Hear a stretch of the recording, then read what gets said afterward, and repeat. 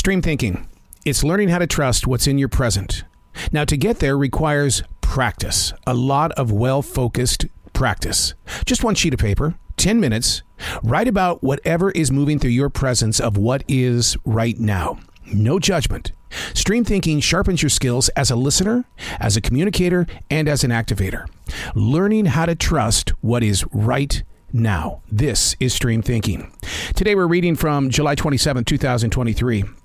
If we didn't have the date on our smartphone, would we know the day of the week? Here's what the experts say, that without a calendar, we would be lost. Not just about the days, but we would lose interest in what year it is. It would be extremely difficult to keep up with it on our own. The term they use, problematic. October 4th, 1582, a huge day in history. That's when the Georgian calendar was introduced as a way for it to align with the Julian calendar. 10 days had to be eliminated from the map. Those 10 days, October 5th through the 14th, gone just like that. Which means no one was born and no one died. 240 hours taken off the clock. 10 days is a week and a half of work. If you make $15 an hour, that's $840. Can you imagine what would happen if the world moved from 7 days a week to 8 days a week? The calendar. It's not that we are addicted to it. It's just that we can't live without it. And if you could see my Google Calendar and see how things are planned out, not just one day in advance, but I'm working sometimes 1 and 2 weeks in advance, which really gets inside my head and heart and kind of screws around because I'm somebody who believes in the now. Isn't that what stream thinking is? Learning how to trust what is in your presence of right now.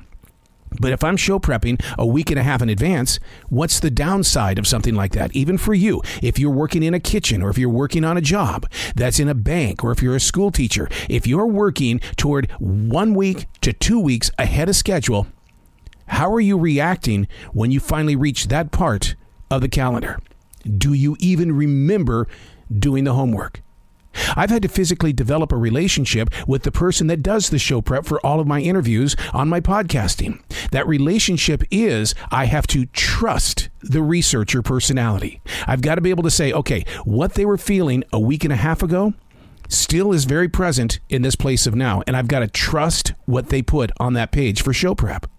The same has got to be true for mechanics. They can look at a calendar and know what their month is going to be like with the always expected interruption. Somebody who has a last minute change or somebody who's got an emergency and they need to make a change inside their car or their truck. Prepping for the future. The importance of the calendar. Once again, it's not that we're addicted to time. We have to have it as a form of survival. I'm Arrow, and that's Stream Thinking.